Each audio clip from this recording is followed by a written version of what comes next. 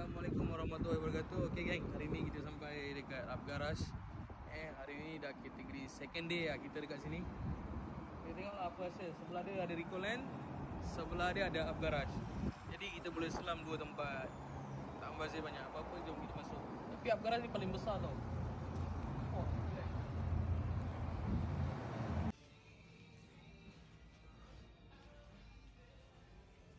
okay, kat sinilah untuk mencari helmet-helmet use open face ataupun full face dan sebagainya, AGV ke brand-brand, sebagai brand-brand yang ada dekat sini.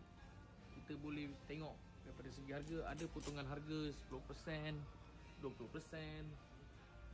Okay, bergantung pada keadaan helmet. Kalau helmet rare pun kadang-kadang dia letak sini juga. Kita tengok tu full face Nagano Shuriken. Macam Sakata ni helmet ni tak silap mahal kalau dekat ni open face. Boom, orang panggil boom.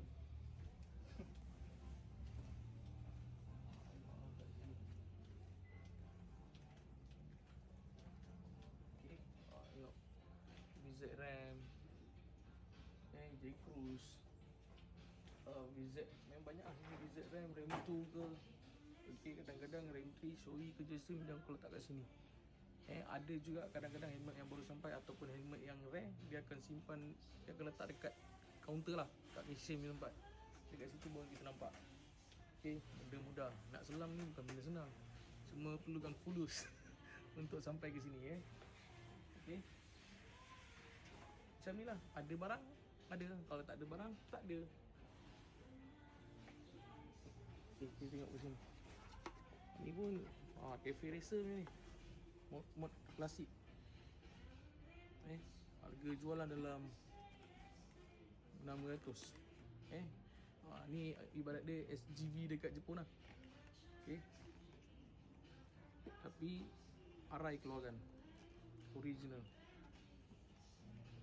Kalau rasa berminat boleh ambil. Macam saya lebih prefer daripada yang terkini lah, ataupun yang old stock ya. Apa-apa pun kita cari kat tempat lain. Let's go.